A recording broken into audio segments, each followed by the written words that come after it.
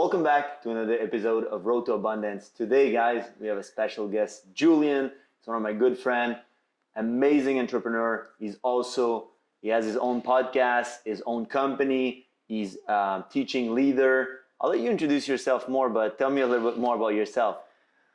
Basically, you just said it all. I'm a regular dude, just an entrepreneur, trying to make a living and have an impact while doing it, That's cool. So, guys, as you know, the goal behind this podcast is always to find why people are successful. What was the trigger point? What do they do on their daily life that makes them successful? Because we know that you have to be kind of spiritual, have the right mindset, the right healthy habits, all the good stuff. So tell me a little bit more about your story. What's your upbringing and what led you to be a millionaire and a successful man?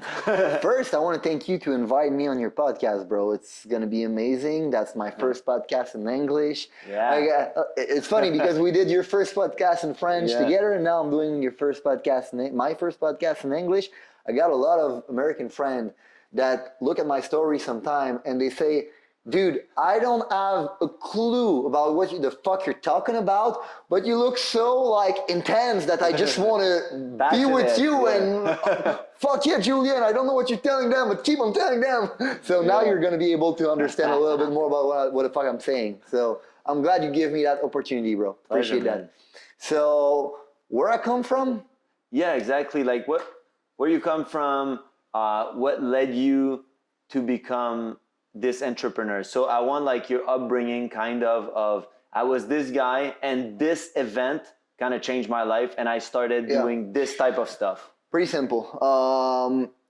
I had a hard time finding my place in the system. Okay. Like you, I'm a critical thinker, and if you try to teach me something and you don't explain to me how is it going to serve me in the real fucking life, I'm like, fuck you, I'm not doing it. Yeah. I'm just not doing it. So no way in my mind I would have stick to the classical road of going to university and blah, blah, blah. So I knew that wasn't like my destiny, going to college and all that stuff. And my teacher kept on telling me, hey, Julien, if you're not good at school, you should go work on a blue-collar job, like be a plumber, be something like that. And I'm a little fucking princess, okay? I hate having my hands dirty. So I'm like, you know what? Fuck that shit. I'm not going to do that either. Yeah. So I was like, okay, if college is not for me and working with my hand is not for me too, what is there for me? Yeah. So unfortunately, the system doesn't really teach you a way for kids like us to be able to grow. So I was kind of labeled as a stupid kid, and not the stupid kid. The system wants you in the system, not out of the system, so they don't teach you what's outside of it. Exactly. So they put a label on you. Yeah. So he's lazy, he's ADHD.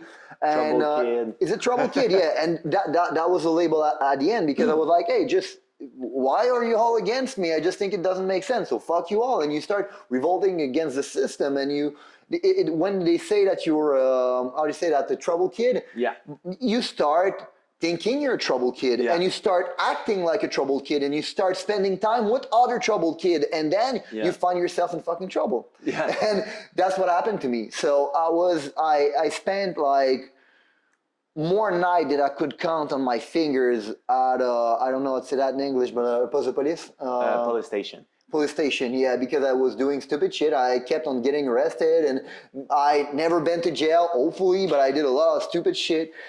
And at one point, I was in the jail. Okay, I was in the cell, not in jail, in the cell. And I realized one thing. I said, you know what? Life is just like a game of Monopoly. Okay, if you and me, we play Monopoly. Okay, I know how to play the game. You don't know how to play the game. How it's gonna end? You're gonna lose. You're gonna end up in jail, and you're gonna say that game fucking sucks. Yeah. That's basically what was happening to me. So I said, you know what? Let's learn the fucking rule. Let's play the game. let's teach the game to people around me so we could win together, because winning is way more fun when you're winning with people you love, you know? So that was the thing. That was a haha moment. That was the moment I realized, okay, you know what? I need to do some changes in the big. So at what age, like you were in later in life, like I had one epiphany like that when I was a little bit younger. And it was really bad. Like I don't want to get into those details, but a night really ended up bad as fuck. And I realized one thing. I realized, you know what? If I keep on chilling with those guys, I'm gonna end up dead or in jail. Yeah. And those guys with whom I was chilling back then are either dead or in jail. Yeah. So that was like my first epiphany at like 18 years old. Your close circle leads you to the same thing. Yeah. Like that. So at 18 years old, I decided to change my circle and follow the route my parents tried to sell me, which was go to college and university. So I tried that. And that's when I got arrested because I was part of the Red Square movement, those motherfuckers that wanted free education. Yeah. I used to be a fucking socialist. I was young and stupid, you know? And I thought that free school was a great idea. Anyway, so that's one of the reasons I was in the jail, in the cell, the second time. And the second time, I think I was 25 years old. Okay. And I had the other epiphany I had about like not only the monopoly thing, but it was also about the fact that for once, I'm going to listen to me. I'm not going to like follow the route that the other troubled kids are doing because I'm labeled as a troubled kid. Yeah. I'm not going to follow the route that my parents tried to lay before me to go to the university. No, I'm just going to fucking listen to me and I'm going to follow my own route. So I'm going to learn the game, but I'm going to follow my own route. Yeah. So at 25 years old, I had that moment, and that's when things started to change for me. So that's one of the things I say to everybody. I'm like, hey guys, if you're like 18 or 21 years old and you got your shit together, it took me 25 years until I get that aha moment. And when that shit arrives, dude, my life changed drastically, like over a short period of time. Because like, I feel like a lot of kids now and a lot of young men, like I can talk for men, that we have a lot of pressure and we see a lot of successful people. You see people with a lot of money, nice cars, nice house. They get the woman, they get what you want, they get, and society kind of pressure you that you should have that and you should have it soon, especially with social media. Everybody's just projecting most of the time fake life and fake success 100%. And the perfect life 100%. And cars and rich. They made it rich and quick with crypto, with tech, with whatever. And they have those, most of the time it's a scam also. So be careful what you watch on social media, but it's just, there's so many advertisements and it makes it hard because we want that success and we think that we need to find our purpose right now. We need to have success right now. And then we get depressed because we don't have it. We live in the future. So that was kind of for us being like smart kid and we wanted to make it early. So it put a pressure on us. And I think a lot of young men have this pressure. I remember I was recording a podcast and there was a guy who was there 22 years old and I asked him a question. We did a 1-hour podcast and I'm talking about that and I'm like, so what is your struggle? And maybe you can relate. He's like, well, I work all the time and I'm doing my hustle, and when I'm not working, like I feel like I'm wasting my time, like I should be doing things and this and that. And I'm like, oh, I know, I was there. And what do you feel about just being present and living your life and being there? Like I think there's so much like Grant Cardone and people pushing the hustle culture that they feel like if they don't hustle all day, every day, they're wasting their time and then it could get them in trouble. Yeah, and it's stupid because you don't want to confuse activity with productivity. Yeah, that's a huge thing. And if you only hustle, you're going to be drained out. You're not going to like think ahead. You're gonna be like stuck in the wheel. It's not good. So sometimes you need to take a little step back and reflect and think and all those things. And those things give you the power to have a better output on your input, and that's what you want. Yeah. Like you want the best output for the input you give in. Yeah, it's like and at if the you gym. keep on it's I want like a at the gym. 30-minute workout that give me the gains. Yeah, exactly. Now. You want the best output for the input, and if you keep on like hustling, at the end, like your output's gonna be shit because like I used to be a musician, and we used to say shit in, shit out. Like if we record music at the studio, okay, if the track you're sending me or the track you're recording your guitar is shit, there's no amount of producing I can do for make it sound good after that. So shit in, shit out. Yeah. If your input is shit, your output's gonna be shit. So that's awesome. We'll come back later to all the behavior and things we need to do in order to be productive. So now let's come back to your story. You were 25, you had that haha moment, like then you started to kind of change your life? Yeah, and it was really painful. Because for the first time I decided to listen to me and follow my own fucking route. And people always told me, hey, Julien, you should be a salesman. And I said, you know what? I'm gonna fucking try it because and my parents were really not happy about that because they're both a little bit more on the left. So like selling stuff to people, you're kind of a crook, you know? Yeah. It's not, that was like the mentality of my family. Yeah. But for the first time, like... You felt good. Dude, okay, first week, I was selling website, okay? Okay. First week, you had to sell at least 3 websites if you want to keep your job. I sold 22. I shattered the record. And I was like... Oh, I'm good. I got this. That was the first job ever, bro, where I was like, hey, I fucking got this. And it's easy. And wait. You're telling me the only thing I have to do is be friend with people and be friendly with them and make a friend with them, and I'm gonna make a commission and I can earn a better living than my friends that are studying to be engineer. Yeah. Dude, that was like, okay, that's it. Because you had a good product. That's one thing in sales. It's like, if you do believe in your product, if I feel like I'm crooking people, I can't sell it. But if I really believe in my product, like now I'm selling myself, my brand, I believe in it 100%. So it's like, because same for your company, you build something that you believe in, you don't feel like you're crooking no one. I'm actually doing you a favor because I'm giving you the best product on the market. Yeah, and thinking that a transaction always leads to somebody taking advantage of the other it's a stupid mentality. That's not how it works. Like, there's 2 ways of acquiring goods in life, okay? The first one is the economic one, okay? Which means I need to find out what you really want, and I need to be the best at providing what you really want, and you're gonna give me in exchange what I really want. This is basically capitalism. This is what gave the human the ability to get out of a really dark place, because before that, what was the other way of acquiring good? The political one. And what's the political one? I'm gonna tax you.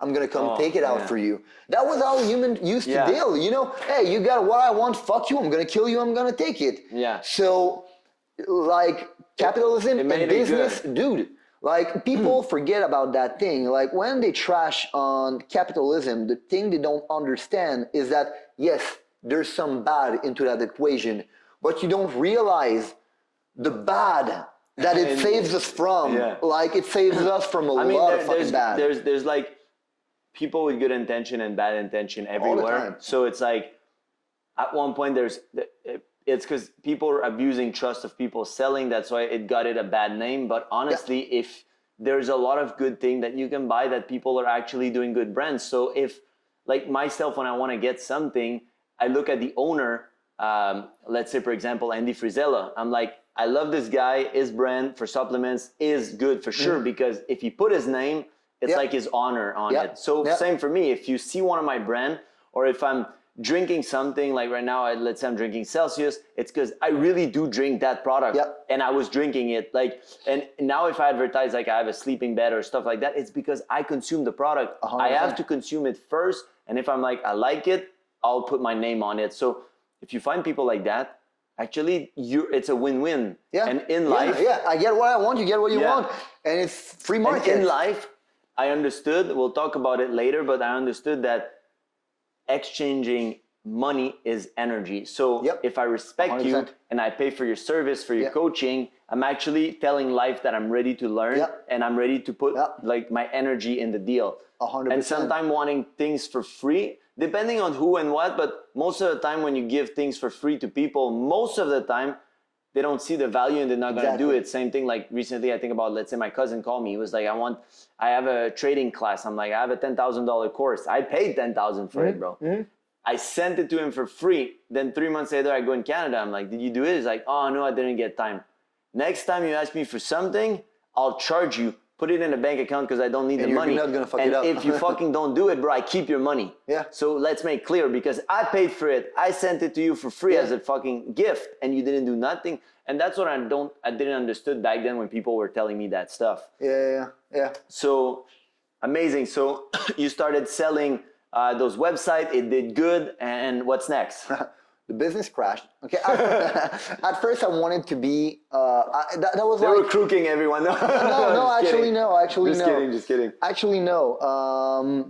I was doing that. I had a little business on the side too. Okay. Yeah, that's good. Medical grade kind of stuff. Now it's all legal, so back in the day, back in the days. Yeah, exactly. We were advanced on that.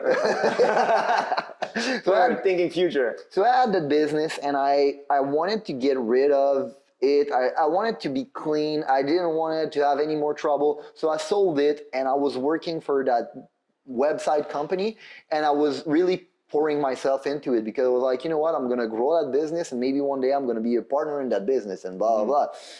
But unfortunately, the owner kind of messed up the whole thing. He made it crash, and I was like right there on my way up, and I was like, okay, no more income. What the fuck do I do?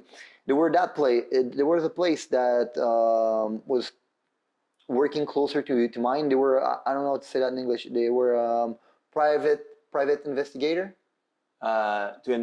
Des enquêteurs privés? Yeah, private investigator. Okay, yeah. So they offered me a job. That's cool. And they said, but they offered me the job before my website job got crashed, okay? So when it crashed, I came to them and I said, hey, you know what, guys? I'm willing to take the job now. And they said, okay, but we cannot hire you right now. We don't have place anymore. And I was like, okay, what do you need for you to have place for me? They were like, we need new client. Okay, what are your customers? And they were, okay, our customers are like lawyers and that stuff. And I was like, okay, perfect. What do you sell to those lawyers? We sell them dépistage. I don't know what to say that in English, but like investigation stuff. Investigation stuff. Like, okay, and what is that investigation stuff? And they told me what it was. So I went back to my place. I went on the internet. I looked at all the lawyers in my area. I cold called them back to back. And the next morning, I went back to the business and said, hey, here's a customer. Now you can hire me. So there's good value in that because people often they want things before giving. Yeah, things. Exactly. Yeah. But that's not how life works, bro. You gotta show your value. Provide first. Provide value. Provide value. So that was one of my big lessons I got there. And then I was in my apartment and I was reading a book about real estate investing. And it said, okay, first step, you gotta increase your income. And I was like, fuck. As a private investigator, I don't really have a way to increase my income. So what the fuck do? I can sell cars. I can sell whatever. So I was like, okay, let's sell car. Yeah. I went to sell cars. Went well. And then somebody, I'll say that they showed me MLM. Oh yeah, somebody they presented me. They introduced me to MLM. Okay, and they first show me that like if I was the fucking king of the thing, like I was about to be the first one that's gonna sign and everybody's gonna be under me and I'm gonna be the pharaoh king. And I was like, okay, fucking let's do this. I quit my job at BMW right away. And I went on to selling blueberry juice with Kiani, like the MLM. Oh, Kiani, oh my God. Yeah. So I did that. And all that thing that I'm trying to tell you, all happened in 6 months. Yeah. So it was always like, okay, Fast what's the next thing. step? What's the next step? What's the next step? What's the next step? What's the next step? And at one point, somebody told me, hey, Julien, do you want to come knocking doors and selling HVAC? And I was like, dude, go fuck yourself. There's no way I'm fucking doing it. Like, I have my brand new car. I speak at conferences. There's people, say MLM, there's a lot of shine around it. Yeah. I wasn't making any fucking money, but I had a lot of shine. So like my ego was there, and I was like, you know what? Get the fuck out. I'm not gonna sell your fucking AC system door to door. But at one point, I didn't have any choice. Yeah, because I needed to make money.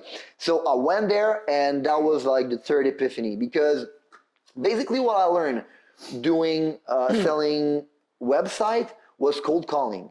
So I don't mind doing prospection.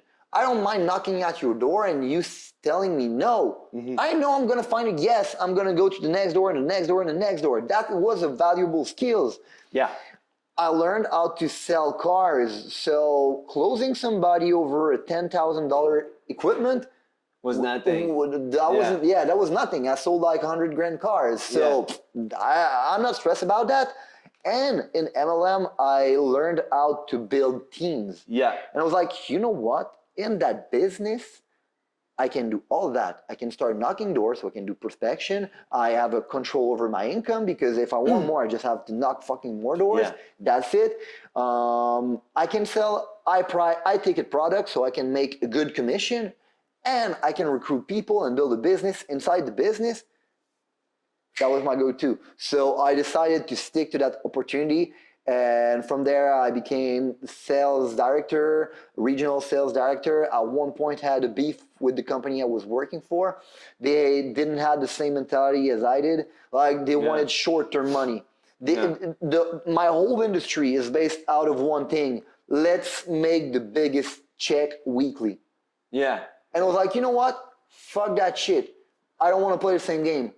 Me, I want to build the biggest business ever. Long term, yeah. We're not the same, and we don't share the same value, the same vision. So I decided to start on my own and start my business. And one of the key foundation was that I want to build long term.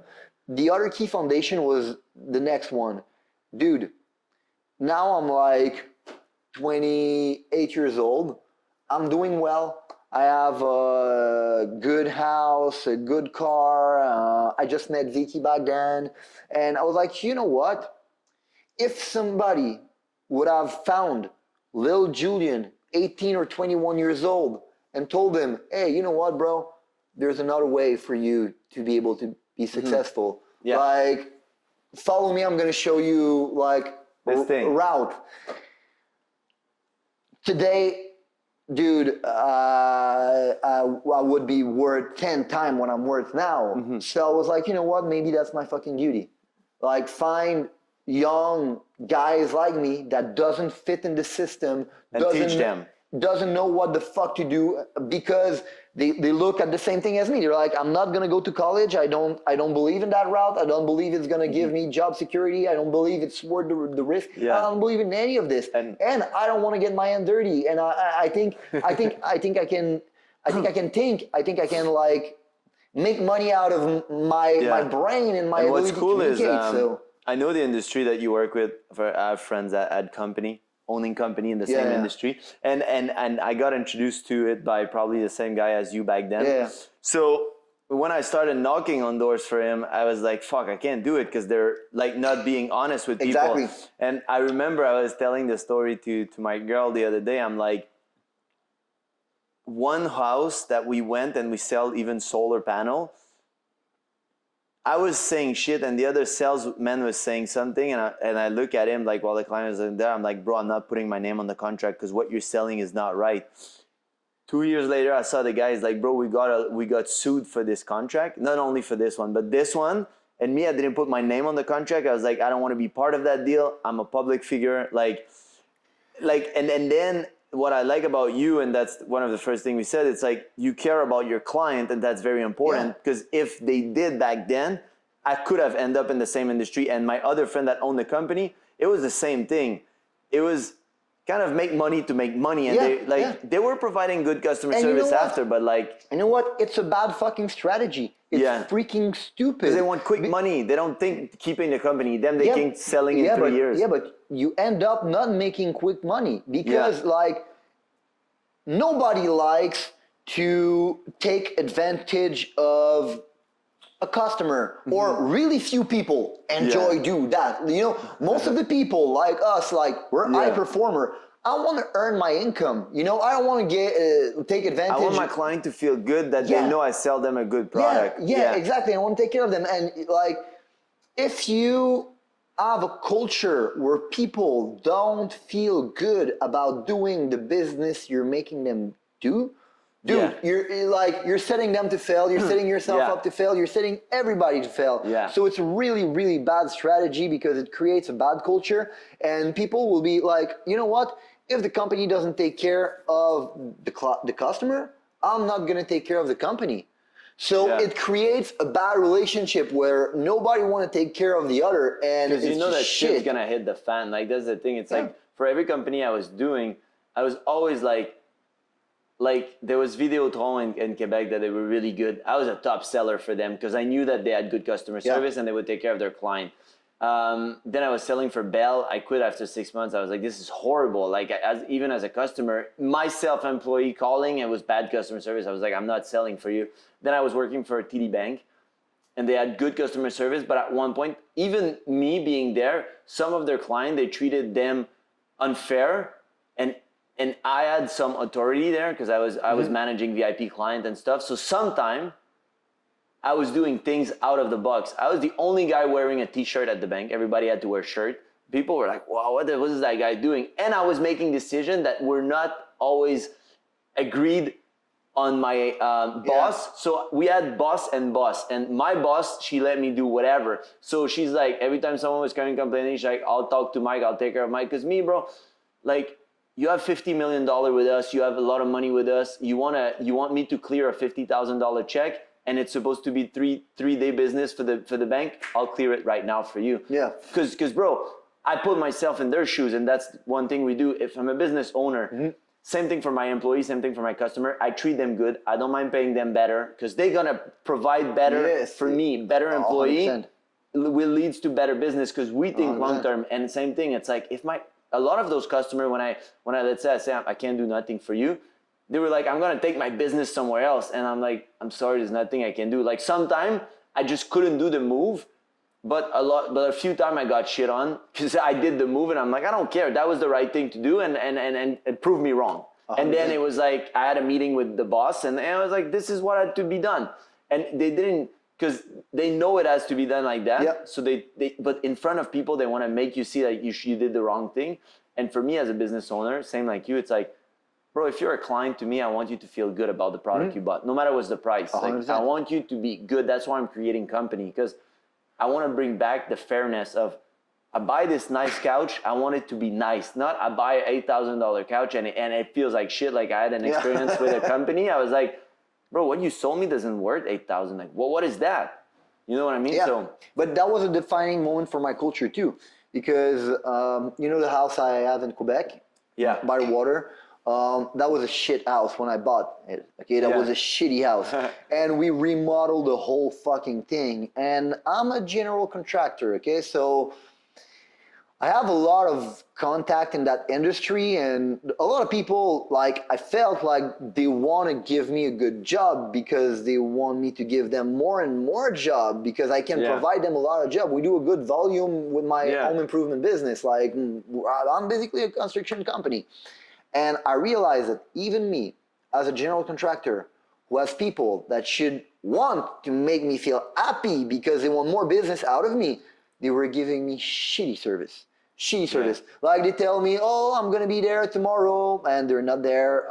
Finally, I'm going to be there the day after tomorrow. And then they come to my house. They don't finish the job. And they call me back. Oh, yeah, by the way, I cannot plug that. You're going to have to find another type of worker, electrical people to come do the plugging. And I'm like, what the fuck? You're leaving me right like that in the moment? And I said, you know what? this is not how I want to be treated. This is not how I want to be treated, and I'm not the only one. And if I'm a general contractor, imagine those poor people that are not. And I said, you know what? The whole purpose of my business from now on will be about providing the service that I want. Yeah, that I would have wanted. So same thing for my employee, same thing for my customer. It's the same thing for both. Hey guys, if I was you, like and I was 18 and 21 years old, this is what I wish somebody would have told me. So this is what I'm gonna fucking teach you. And same thing for my customer. Hey, when I'm an homeowner and I'm doing renovation, this is how I want to be treated. This is how I'm gonna fucking treat you. I feel you on that because as an influencer, guys, I've been to so many places and I got a lot of deal for hotel and stuff like that. And when I come as an influencer, I'm supposed to be a king, bro. It's like if you're the when you go to a Michelin restaurant and you're the audit, like you're the guy verifying the food there, bro. They have to make sure that they give you the best service. They should. Like, so if I'm coming as an influencer, I'm gonna rep about your brand. I think that sometimes, let's say for influencers and stuff, they don't take them seriously because they don't think that they will give shit. But me, I went to a hotel that they didn't treat me good. I'm like, bro, on the post, I'll say that it was shit. You think I put my name behind you when you treat people like that? No. And me. So imagine how you're gonna treat other people. Like, fuck. I'm supposed to be treated like a king in terms of I'm your representation. I'm gonna go out there to say how my treatment was. And in their head, they're like, we're giving you free night for a post. Yeah, but I don't put nothing on the post that's gonna be good. I'll be like, I'll post you. I'll say I was there, but I'll say how bad it was. Don't like, and that's one thing I can relate. Like, it's like one of my favorite guy back then when I was young for corporate culture was the guy from Virgin. Richard Branson. First, the jeans at the corporate was really nice, and then he was all about customer service. That was the first thing when Bell acquired Virgin. They were like, they gave us everything, but they keep their customer service because they knew the other one was shit, and they wanted their name to be associated with good customer service. So that's something I value. Like, as a customer, I want to be treated good, and as an employee, same thing. Like us as hustler and seller, I didn't feel valued at the bank. Like, I was just a number making 600% of the objective, and they're like, you can do 700%. And then they give you shit for something. Like, I had a gut problem, so I was going to the bathroom a lot, but I was taking 80 cal when the requirement was 50, and I was selling 600%. So you're gonna give me shit because I go to the bathroom.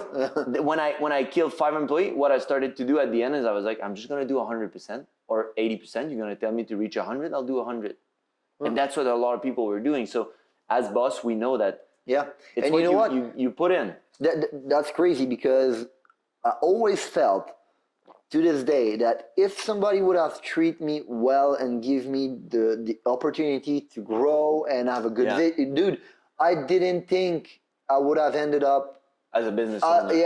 I really did it like out of necessity. With a lot of things. Like, so let's talk about all those things. So now you started your business. What in your head or in your experience or whatever made you the person that you're now? What's your daily habit? What's your spirituality? What's your mindset? Like, who did you become? Because that's the most important thing, guys.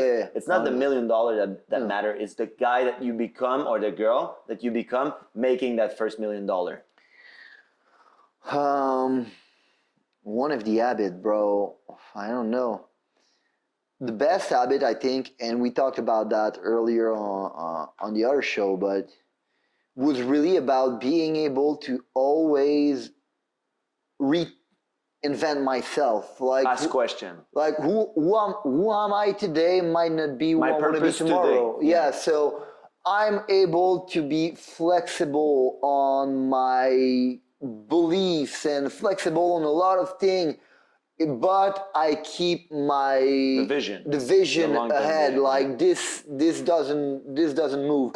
Like, for me, the destination is non-negotiable. How we're gonna get there is negotiable. You're like on the ocean. Like, if there's a wave, you go there. But you see the island. The island is there. You gotta adjust. You gotta adjust. So the ability to always adjust. The ability to be able to not only always adjust but never fucking quit.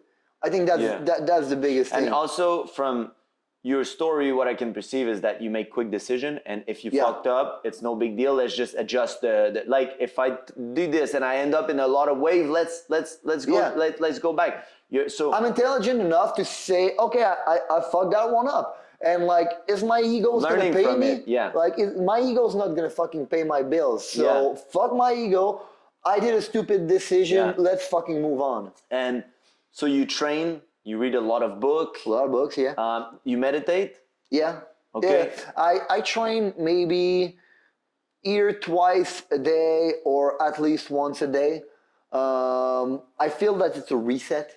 Okay. It's a way to kind of wash my mind and wash my body of all the energy and have like a nice reset. Awesome. Did you have you ever saw the thing about Ed Milet talks about his mini day? Like he tried to fit 3 days in a day. No, but I think I do the similar stuff is I start my day by doing me so then I can do my business because I want to be on Yeah. the right mindset to do. I want that when I put myself in my business, I'm at my best energy. Yeah. I'm my higher self, and then I take care of the business. I do that. So every morning I wake up, I do all my routine, I do all my stuff, and then I What go time to you work. wake up? 5:30 to 6 approximately. Okay. So I do that until kind of 7. I start doing shit, but I don't take any calls before 9. Yeah. Like I want to dictate my life. So I don't want people come and like fuck up my routine and dictate how I'm gonna live my morning. So me, I'm gonna push things, but I'm not gonna be pushed. There was somebody that said something recently that I heard is like, would you let people get in your house and come at your breakfast table in the morning and just start talking to you and stuff? No, bro. I'm in my house. So why do you let them get in your head with social media, with call and stuff? The first 2-3 hours of your day should be only for you. Yeah. You have to be alone in here and be good. Yeah. Then let's get in the world. Yeah, and not only that, I take an hour just for me. Yeah. I take maybe an hour to read too, and then I'm gonna take an hour to. I'm gonna start pushing things. So I'm not gonna answer people. Me, I'm gonna ask something. Yeah. You know, there's a huge difference. They're not introducing themselves into my life, into my world. You're doing the business stuff. Yeah. Exactly. So I'm pushing things. So, and after that, from 9 to 2, I got like my first day of work in my day. So I jam meeting, high intensity. Normally after 2, I go at the gym. So it's like my second workout of the day. Like or 30, 40 minutes? Yeah, 45 minutes. My second activity of the day. Because my first workout, it's mainly I go run, like it's... Yeah, it's a little moving the energy. Activation. Yeah. So, I go work out for a second time. And then when I come back, it's my the second day that starts in my day. So that's the concept of mini day. Yeah. I'm trying to having like 2 days in 1 day. So I have 1 day that comes from 7 to 2 and the other from 3 to like 9 or something like that. But it's different type of work. Yeah. You take nap? Like I take nap sometime to reset my day. Like if I feel like sometime midday, a little 30-minute, like I wish, and I start fresh. Dude, like I wish, but I can't. Like I tried and I'm like, your brain is too. Yeah. I program myself with a playlist. It's a frequency healing playlist. And when I hear it in the plane or whatever, it's an anchor. I fall asleep. 5-10 minutes, not even. So a 30-minute gives me like a 20-minute of deep sleep. Sometime I can, sometime if I can't, I'll just meditate midday, like a 20-30 minute, just closing my eyes, reset, and then boom, I'm ready. But yeah, that's amazing. So but a good habit out of all of that, okay, is that first, I think you gotta be a sharp mind and a sharp body. Like you need to train your body. It's good for everything. Like there's so many studies about what going on in your body when you train is just good. It's fact, scientific fact. I do a lot of gratitude. Yeah. Like I practice that a lot because for a long time I was hustling and I was being grateful for what you have. Never happy. Nothing was never enough. And what's next? But forget about being present and fuck, I built this. I have this amazing house. And this is kind of nice. Yeah, that feels good. So this really, really changed my life because I think grateful puts you in a state of receiving stuff. So when you feel Yes. grateful, you're in a state of like telling the universe That's why I that did you're the journal. It's like, hey, I'm grateful for what I have, and I'm grateful for what you're giving. And one thing I always give an example, guys. It's like, if I'm friend with Julien, let's say we're friends, and Julien have money and I don't, and Julien pay for my meal, and I'm like, thank you, and then he pays again the next time. I'm like, just hey, thanks. And then next time, maybe you don't want to pay for me. But if Julien pays for me, I'm like, bro, I really appreciate what you do for me. I know that right now it's not the best financial situation. It means a lot that you pay for that meal. And I do it again. And then I'm like, yo, Julien, like, I know it might be asking a lot, but I'm short on rent. Can you lend me the money? The chance of him, if I'm always grateful and he know I'm coming from a place of gratitude, and I'm like, he know who I am, and I'm like always like, I appreciate, he's gonna be willing, even if there's a chance that the 500 he doesn't recoup it right now.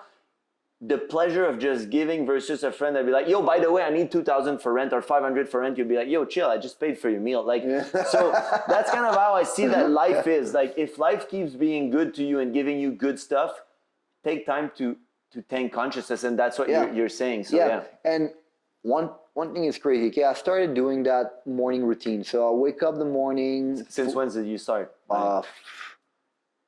3 or 4 years ago. Okay. And it really changed my life. Quantum leap your stuff. 100%, 100%. Okay. I start doing breathing work. So breath work. Okay. Yeah. You breathe. Yeah, I breathe. So most basic stuff. You don't need money for this. Let's put it there. What 100%. do you do next? You just activate your body and your mind. That's it. And a good thing about breath work is that you focus on the present. Yeah. You're not focusing on the past or the future or anything. So you're kind of recuperating your energy and your magnetic field. Yeah, so your aura field, like your field of energy. Breathing is the one thing that we do automatically that we forget. So guys, I'm actually certified for breath work. That's why I really like it that you do breath work, and I'll be giving live session of it to help people. But like Julien said, if you have an active mind, breath work will make sure that you're focused, and breath work will re-give you your power of your field. Magnetic field, because you focus on the present and you're not activating your magnetic field anywhere else than you right now. Exactly. So it's really good. After that, 5 minutes of gratitude.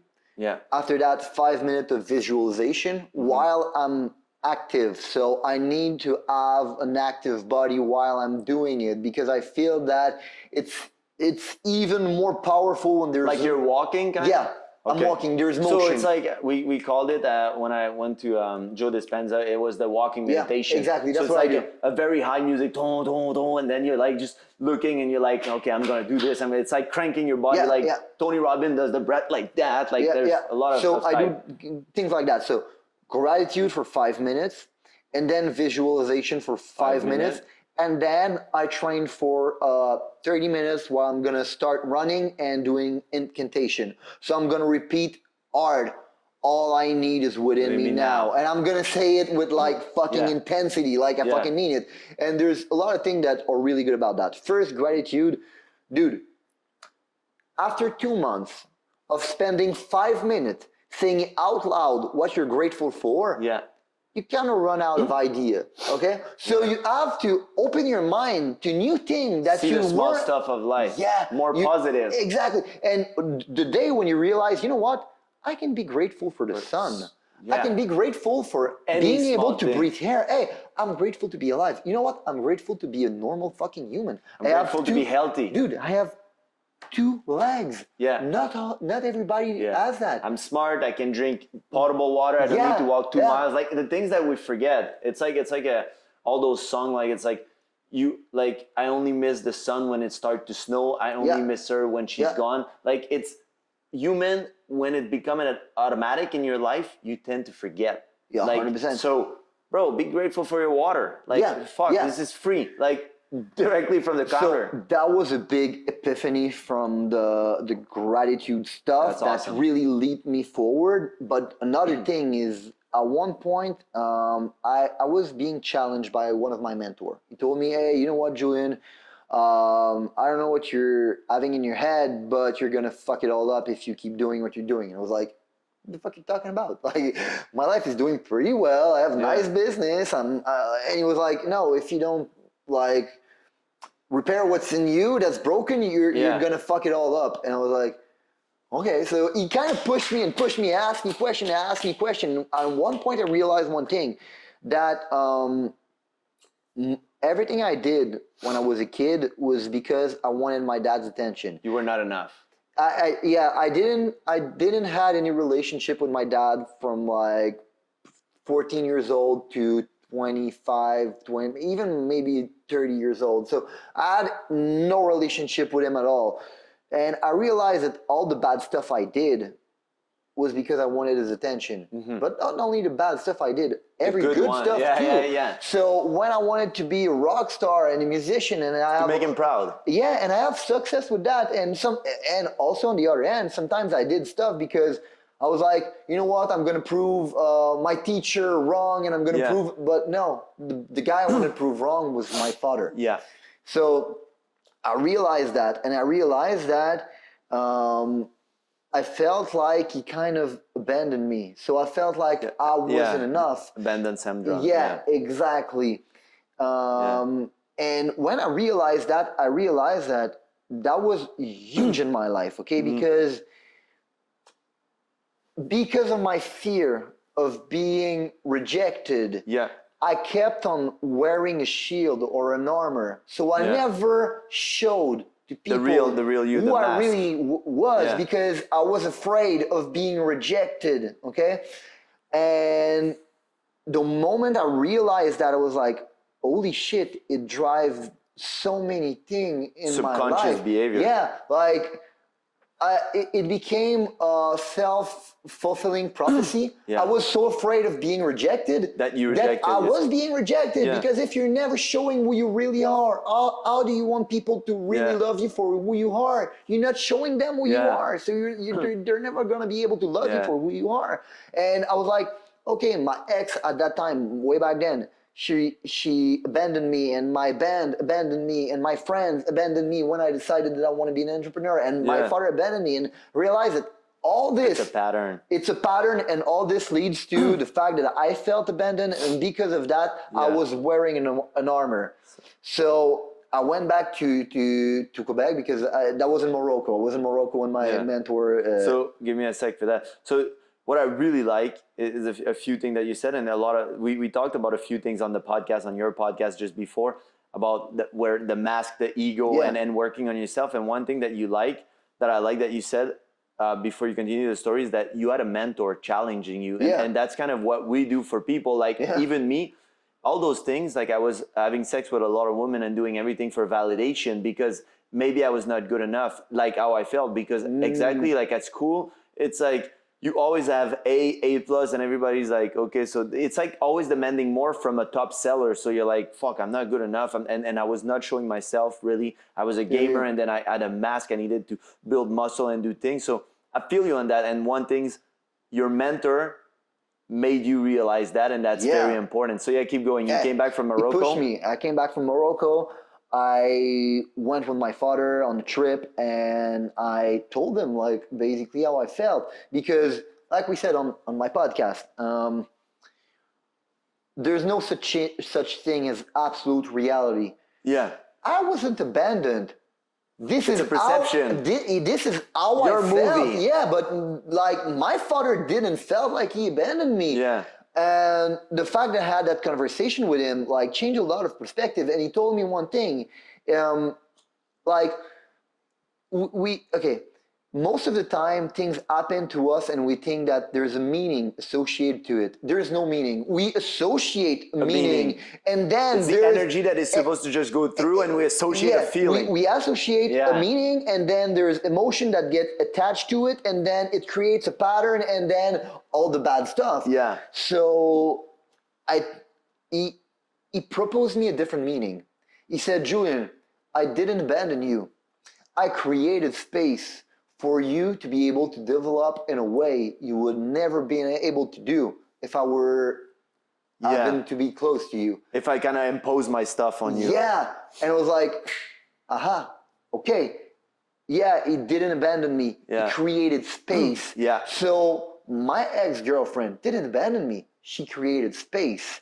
My band didn't abandon me. They created space. My friend they didn't abandon me. They created space for me. Different journey. It's like, they created space for me to be able to replace them with people that's gonna fit more it's in old what I energy really getting want. out for new energy getting in. But this is hard and I realized that I had a lot of like bad feeling inside But me. you have to let go of that energy. Yeah, and one thing that came really crazy with the gratitude is when I became grateful for those shit. Because I think that the moment you can become grateful for what happened your to you, biggest wounds is the day you become invincible. Yeah.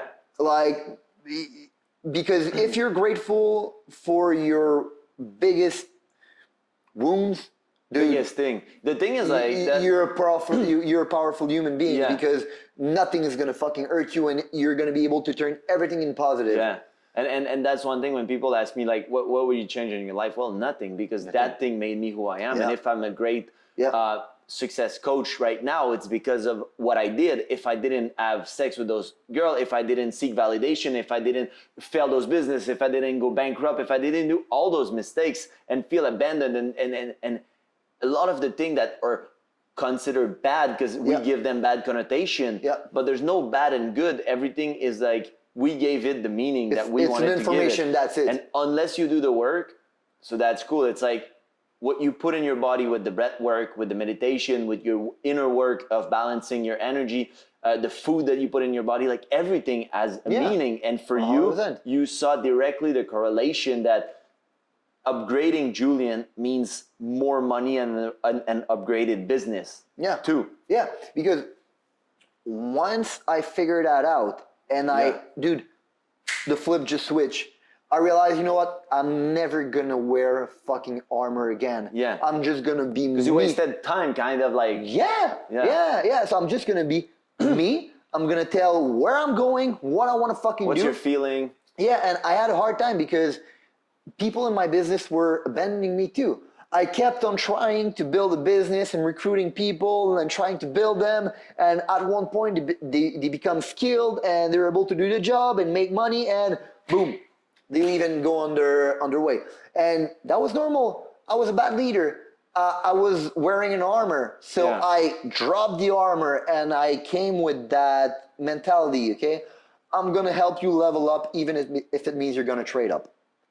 I'm going to give you everything I can. Without expectation. Without expectation. I'm going to help you level up, even if it means you might one day eventually trade up. Mm-hmm. So I don't fucking care. Like, my job is to make you the best human I can make you.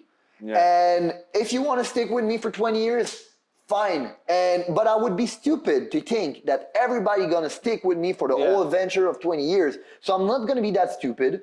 And I'm just going to help you develop yourself, because I think that the quality of your business is in direct correlation with the quality of the human that operate your business. So if I increase the quality of my human, I'm going to increase the quality of my business. And a lot of guys that you're recruiting for your business especially is all guys like us. So you can't expect guys like us to stay 20 years, because most of the time we stayed 1 year. Like 1 year is a long relationship for us. Like, kind of joking, but like. But now like, I have a good retention because. I tell them, because I tell them, hey guys, this is where we're going. This is what we're gonna do. This is that. Before that, I didn't want to share too much, because I was like, hey, what happened if they steal my idea? What happened if this? What happened if that? Now they see you have a vision. Yeah, but the moment I drop the fear, you become a really powerful man, because what's the aura that you have when you speak with that certainty? People around you are gonna be like, dude, I don't want to be in competition with that guy, because you know where the fuck he's going, and I'd rather be on his boat than against him. And that's one thing that really correlate with my brand that I teach, the road to abundance, why I choose the word instead of teaching money and stuff. There's abundance for everyone on this planet. So instead of thinking you're in competition and everything you say, people are going to use it. If they were going to use it and they made it good for them. Yep. If you can do better, like one of my best friends just launched. When I was at his place 8 years ago, I told him about something I wanted to do. I just didn't do it yet, and now he did it. And I still told him, I'll still do it soon, bro. Like, it's in my plan. It's just, and I'm not mad that he took the idea. Good for you. bro, I'm happy. And he send me a drink and I'll be like, yo, I'll promote it for you if you need. I'll make a review. Like, I feel like there's enough abundance for everyone. And if someone want to be coached by you, they give you your money, I'm good with it. If they want to be coached by me, then I click. Like, there's so many things on this planet. That's I a feel good like thing. we're always feeling it. When you feel like there's a lack, you can't be abundant. This is a fear. It's your ego. And recently something happened with a big manifestation coach, like a girl in the sphere. She sent me like a cease and desist and stuff like that. I'm like, wow. You told me about it. I'm like, you're so scared how big I'm gonna become. You want my stuff? Copy everything. You want anything I want? Try to teach it. Yeah. I'm selling me. What I'm selling is me. That you can't get. Yeah. So it's like Tony Robbins. Even if I would go and take his thing, you think Tony would care? Like, bro, he's Tony Robbins. Like, he doesn't feel like he's competing against me. Exactly. He feels like he's abundant. Exactly.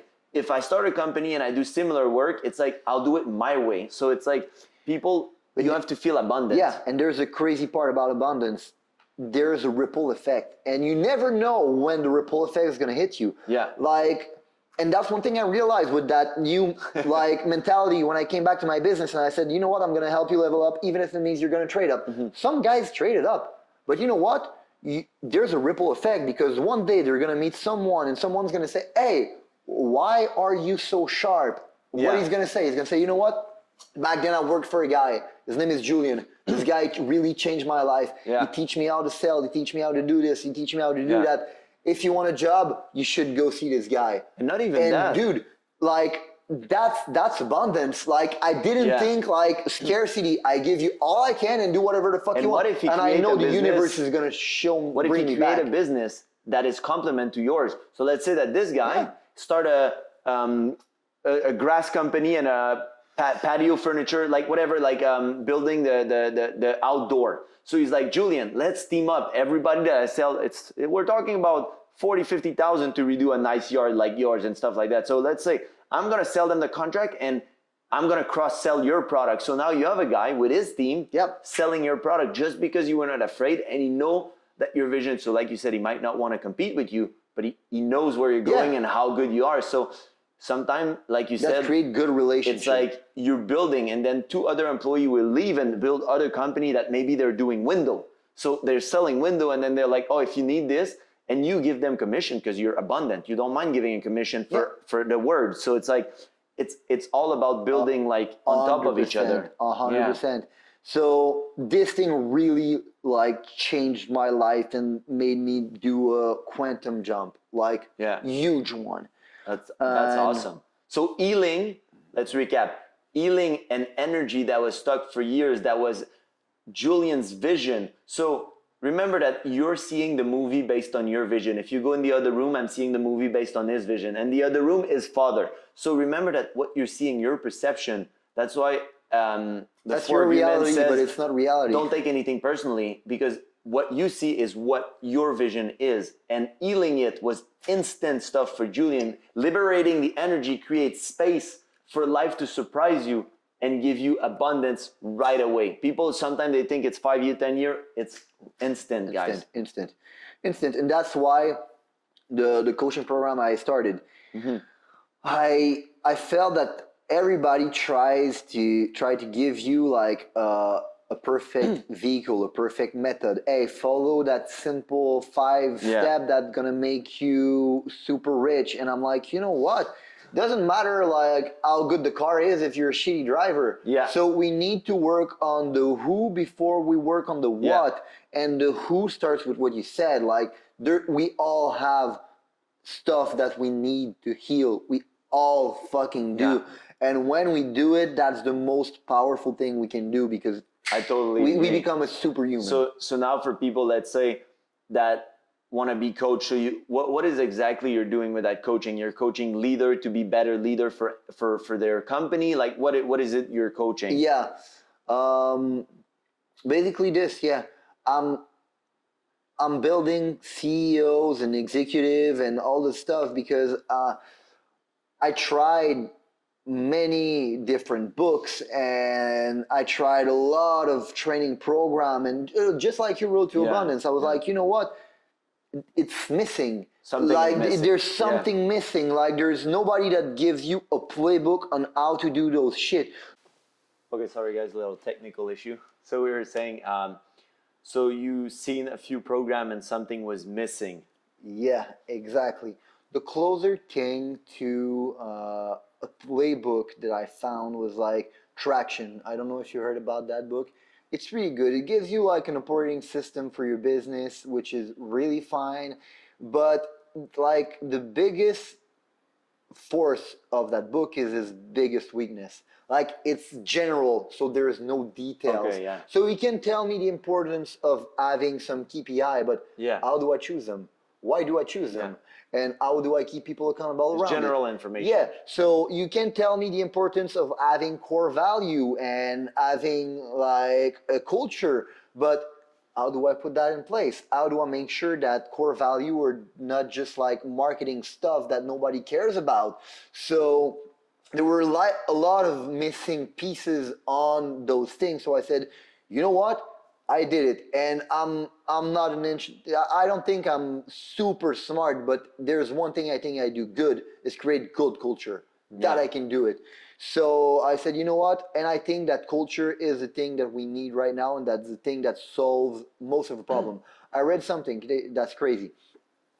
They did a study on I think 500 business. Okay.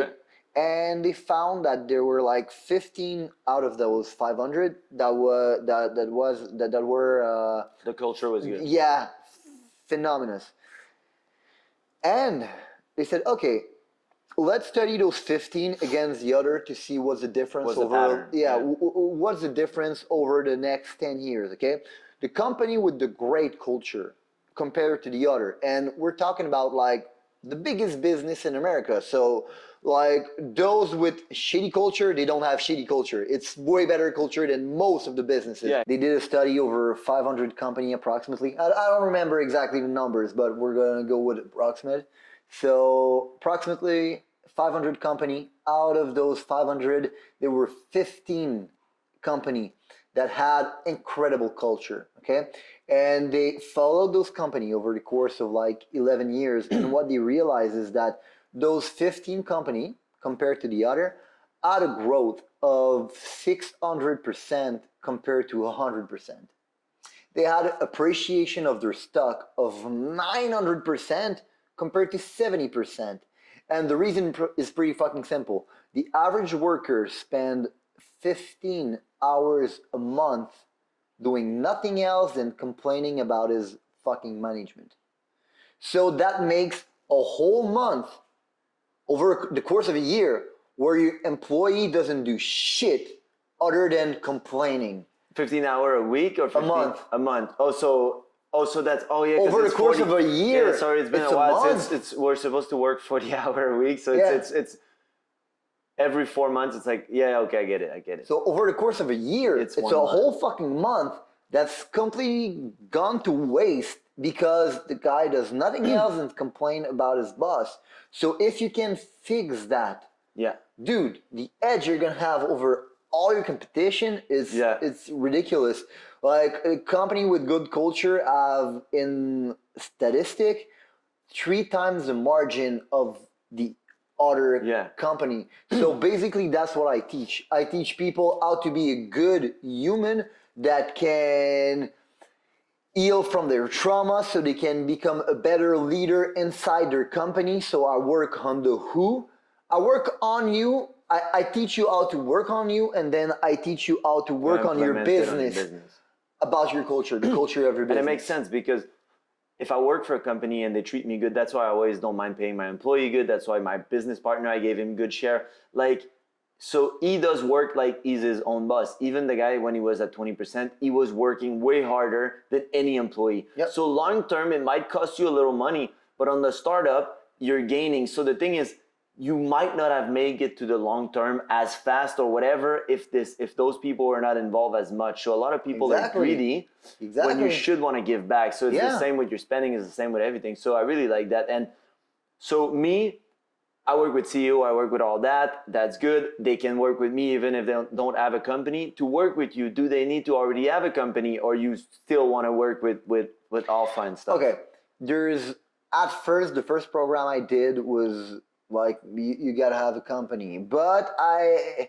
had some student that didn't really have a company, and my first model I'd like mentoring one-on-one with people. And I don't mind mentoring people and helping them finding their purpose and what they want to do with their life, but I don't feel that this is where I can bring the most value. So like, you would prefer... I can do that, but that's not my thing. So then it's like me. So it's like you have to set your thing and say, like, I can still help women, but I want to work with men. My ideal client is that. So what you would prefer if it's a company. What I decided to do, okay, is that I'm gonna flip my whole model.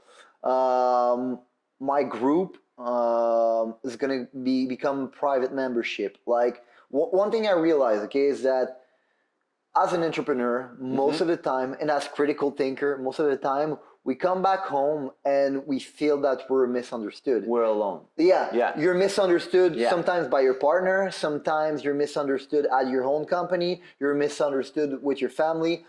Everywhere you go, you're a fucking alien. So it's kind of hard.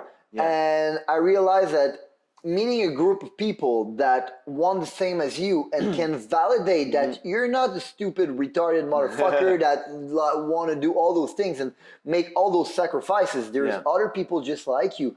Just that validation brings a lot of value. So like a community. Yeah, because just that validation makes you realize that, okay, I'm not doing something wrong. I'm doing. And you can share a struggle and share things. Exactly. It did help me a lot. I'm in a men's group.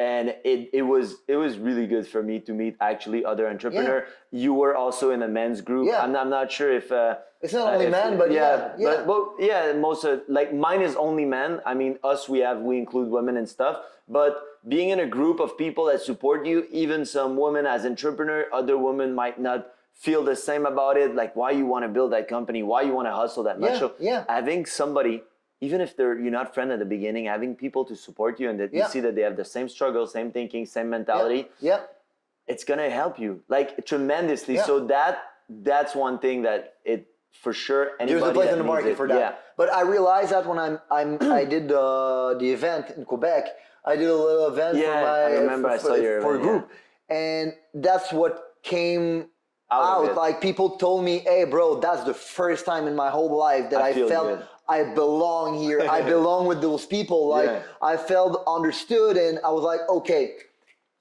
I got that part missing. Like especially for sure in French. Your group is only French right now, so especially in French, critical market. Do you offer your group in English or not right now? No, just in French. Course? Yeah, just in French right now. Just in French right now. So there's that group, okay, which is only by membership. You have to be accepted. And there's lives on the group, there's weekly calls, there's interaction, there's a lot of things. And my goal was to have a fee that is so small that everybody is like ready to invest, and that wants like a little return on investment, they're gonna make it. Yeah. But if you're not like serious, you're gonna be filtered by the price. You're just gonna be, oh no, I'm not willing to pay. So just that thing is gonna let me the freedom to kind of reduce all the laws that I had to put in place in the group to make sure of the quality. I'm just gonna let people interact, because the other thing with my first group, the other thing that came out was that the biggest return on investment they had was collaboration.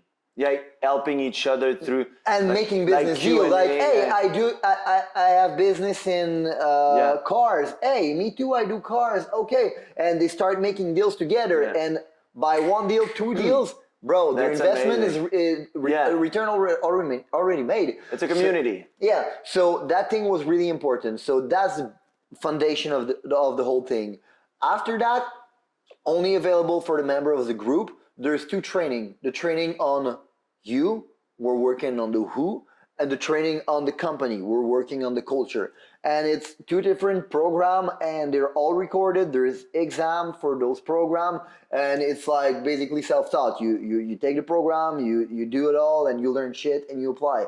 Because I don't feel like I should take you by the hand and make you follow those steps. Hey, dude, just Yeah, do the first step. There's video, there's this, Yeah. there's that, there's a group if you have any more questions. Yeah. But dude, I shouldn't like.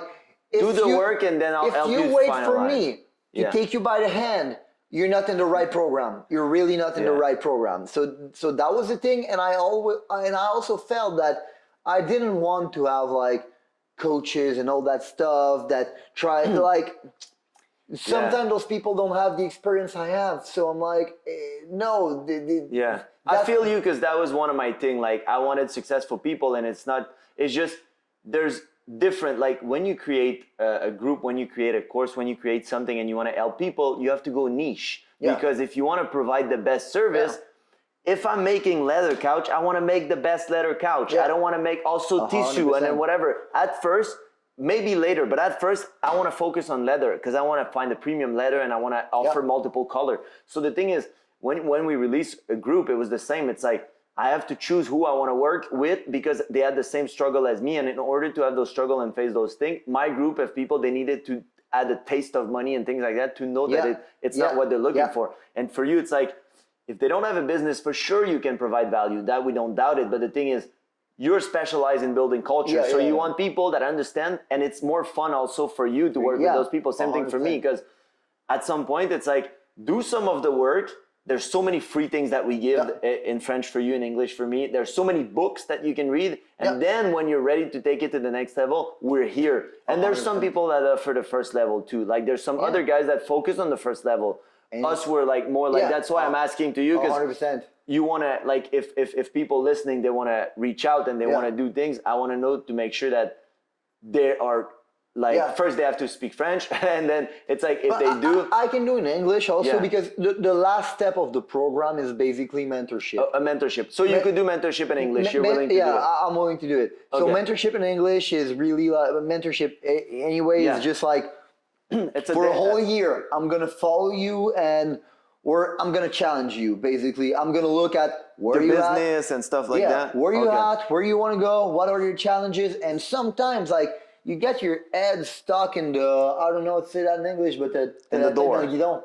Oh, it's like in the steering, you're so close that you can't see anything that you're driving. You have your hold the road, and you're here. So sometimes when I came in, like, I say, okay, you think you're going there, but you're not going there, you're going there. And I fuck up their whole plan. And now the next month they have like new challenges, and we work towards that. It's really a fun process. Yeah. So and the last step is the mentorship. Yeah.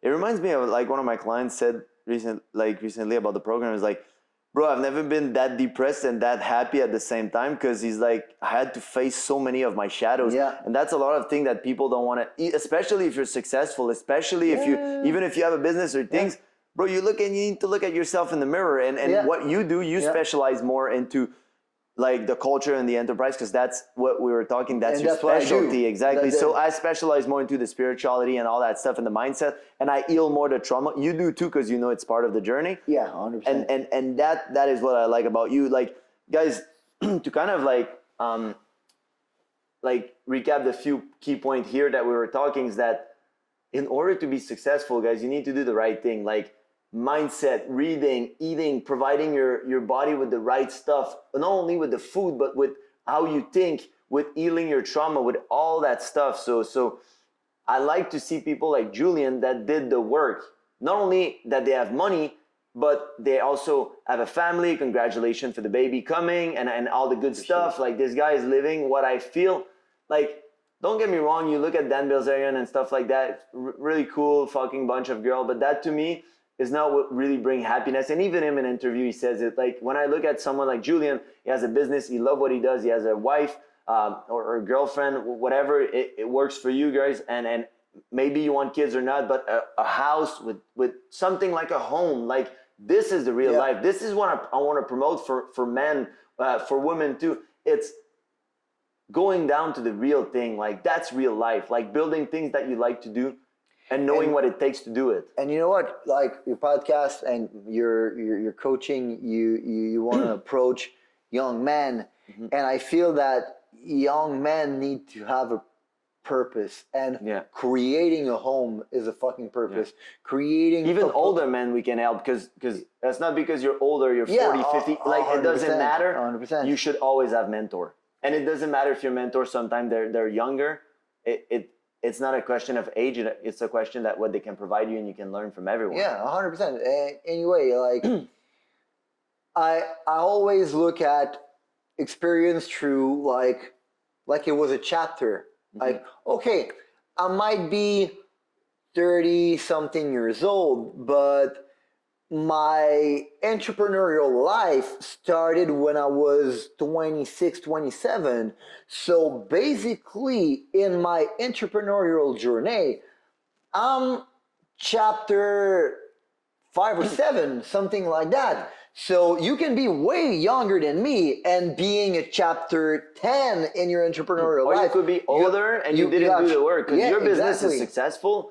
It's a multi-million-dollar business. Employee, there's a lot of things. It's been built right. There's the structure. You know where it's going. So it's like, it doesn't matter if you've been in the business for a long time. It's like if you've been training for years, but you didn't train the right way. There's no shame. Like, I know it as a personal trainer. I train people that are 40, 50, 60 that have been training for 30 years, and I changed their whole thing.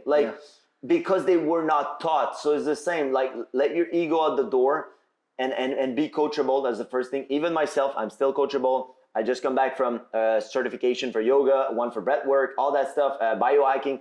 I'm still learning every month, every day. I read book. Even when I talk with Julien, we still learn from each other. So that's amazing. Dude, earlier you asked me like what was your habit that helped you become what you are.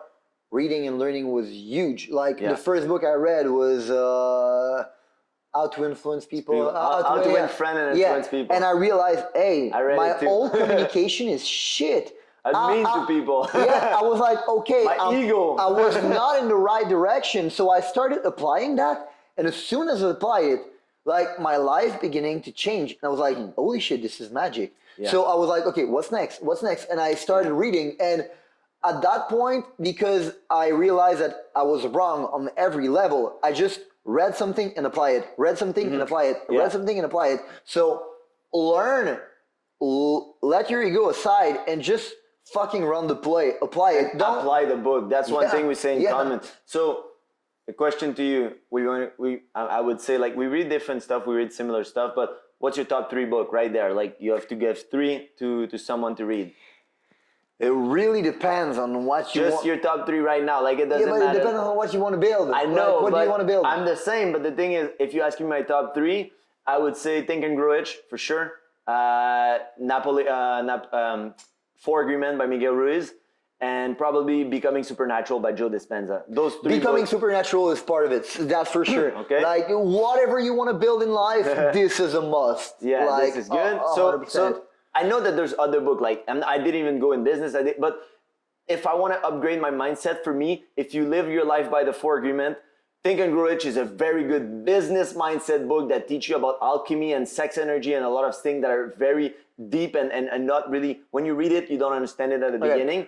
So top 3. Okay, maybe Supernatural. The book that changed the direction of my life. Yeah. Okay. The first one, it has to be How to Win Friends and Influence People. That's an amazing book. Just because it's so simple. That was my first book, and I read a book way more complicated than this one. But this one started aligning my life and changed my life. So I have a huge respect for that book. Amazing. Like I have to tell it. The other one would be Guide to Investing. Okay. Guide to Investing from Robert Kiyosaki. Okay. That book, I read it when I started making money. I was making good money, and I was like, you know what? Okay, it's time for me to invest. And I thought like, okay, investing is going to be passive investment. I'm going to be able to make money while doing nothing, and which is a fucking myth. You still always have to do a little something. Anyway, and I started reading book, and it completely shattered my vision on investing. Completely shattered, because he What's said, your best takeaway from the book? That's where I'm going. He said basically the best investment you can have is your business.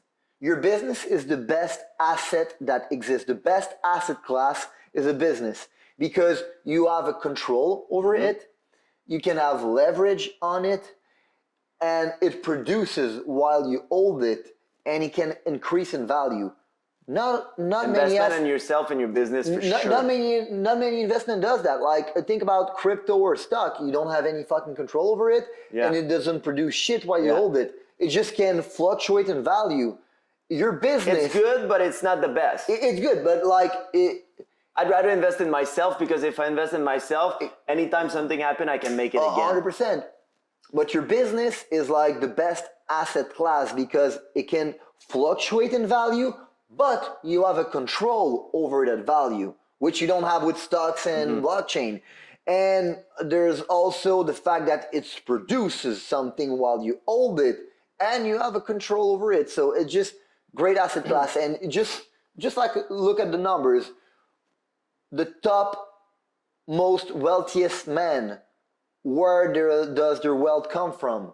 From their business. Yeah. Elon Musk, Jeff Bezos, they all started a business. Then they invested way later, but like once they already made it in the business. But what made their net worth is their business. They created a business out of nothing, and they sold a piece of that business, making it public. That's what they did. So that's the formula, and that's what that book taught me. And that book completely changed my mindset. It was like, hey, forget about investing in crypto, forget about investing in real estate, invest in your business, grow your business. If you believe in your business, if you believe in it and you know it's going to do good, why wouldn't you invest in yourself or the business? Because you know where it's going. If you have a plan B or you're not sure, that's why you're scared and you want to invest in 401k and all that stuff. Exactly. Right now, that's the reason why I moved from California to Florida. I'm like, the next 5 years are critical for me. I'm going to invest in myself. I'm going to save taxes. I'm going to build myself. And later on, I'll be thinking about other investments. Because I want to focus. I want to make multi-million-dollar business, multiple, and then I'll figure out like where I want to put. Like I started talking with a money manager for some stuff, like starting to put some money, but it's because right now I was at a point that I invested in my business and my stuff. I had extra money. So I'm like, okay, like just the last 3 months, I invested 20,000 into training, and I was on a call to go invest another 15,000 into a retreat for myself for 5 days to improve my brain. Like that's my kind of investment, like for me. And I invest in my business, but my business is me, so that's how I invest. Which is the best, by the way. Yeah. Investing in yourself. So we answered a lot of questions. That's why I only keep it at the end. So guide to investing. Oh, you were missing one. Oh, no, so supernatural and If I would have to add another one, I would say 10x rule. Okay. It's a really basic book, but just the mindset of, you know what, everything's going to take more energy than you think. So just the mentality of saying, you know what, doing the extra work is not extra work. It's the bare fucking minimum if you want to hit the target. Just that flip of a mindset, like amazing. Like we said also, guys, there's a difference. I'm anti-hustling culture in terms of there's a misunderstanding in the 10X and all that shit that hustle, you gotta be a hustle motherfucker. Wait. There's a difference between busy and being productive. So we talked about it earlier in the podcast. Don't get yourself confused. 100%. But if you're productive and hustling 10X on a productive time and not only being busy, that's where it matters. And understanding that basically shit won't go according to your plan, and your plan is gonna require more energy, more money, more this, more that, which is fucking okay, and it's part of the game. Just understanding that changed my life. So we'll finish with 2 things. Your favorite quote? My favorite quote? Yeah, something you're like, I live my life by this. I don't even know, bro. I don't have one. Tell me a quote you like then. You don't have? The only thing that comes to my mind is the thing I reposted yesterday on my story. What is it? The guy with the graphic. There's like a graph and there's 2 axes. And there's one axis is like fuck around and the other one find out. It's like, the more you fuck around, the more you find out. That's the only thing that comes to my mind right now. What was your best investment this year so far? It could be something about yourself, could be whatever. Like let's say, giving you an example. I invested in a house, like I increased the price of my house because my house is my creative spot, blah, blah, blah. It could be that, it could be, I invested into this microphone or this camera and it fucking changed my business. Like whatever, it could be anything. The whole thing we discussed earlier about it's your output with your input that's important. That realization and the fact that it decided to give me more space and more time. So I invested in myself, but not money wise. I decided to give me more time than ever. The last 4 or 5 years, I was like always not only hustling, but always on the move. You too, you did that. Yeah. You moved a lot. You Yeah. moved a lot. Like me too, I Yeah. moved like, I think it was A 10. busy life, and we move fast. I think it was like 10 times in the last 4 years or 5 years, Bro, just like so you. bad, Earlier we talked about it. always and wasting time of decision on doesn't make any furniture, sense. house, this. Yeah, I was just like, yeah. I'm tired. I'm exhausted. Like I'm Exactly. settling down in a house with my girl. I'm like, I'm So done. settling in that house without moving away for 2 years and just deciding to live a little more, give myself a little more, talk to my family a little more. All those little things made that this year is going to be one of my best year financially. Because you met me, yeah. Also, and one of the best years, like just overall, I met new friends, I had fun, I live in a new country, and I just fucking love my life. That's man. amazing. So, And another question, it's funny because I probably manifested that answer in a way, and like I decided not to pick it. I was like, we kind of answer it, and it was like, what's your best time management? And this answer was exactly answering both at the same time, because it's like, when you prioritize yourself, guys, when you invest in yourself first, when you decide to put yourself first, you'll be 10 times more productive. And that's a mistake we did when we were young. We're hustling so hard, wasting time because we want to be busy and we want to have the impression that we're always working in the business, that we don't prioritize the human and we don't evolve. And I believe that it's a manifestation that when you're actually doing yourself, your energy field, everything will do the work for you. So evolving as a human will then manifest way easier in your business. You still have to put some work. Nothing happens from magic. exactly. But you will make it happen way faster. Trust me. If you're aligned and you're going with the flow of the water, it will happen. That's a huge thing. So yeah, man, thanks for coming on the podcast. Let them know where they can find you exactly. So what's your name on Instagram? Julien Bournival. It's a kind of a hard name. And what's the I name? wish I was able to change my name. Like Bournival. And what's your podcast name? I'm gonna change it. So I don't know when that podcast is gonna release it. You can search my name, Julien Bournival. You're gonna find it. But I'm gonna. And your group is Grow the Pack? The Pack, just the pack. Okay, like Wolf. Yeah. That's cool. And the name of the next podcast is just gonna be becoming Unfuckwithable. Okay, that's cool. So guys, you know where to find him. If you like his talk, if you speak French, even better. He posts a lot of content in French, but I'll try to make him speak in English more. So thanks for coming, bro. Appreciate it. And guys, I see you in another podcast.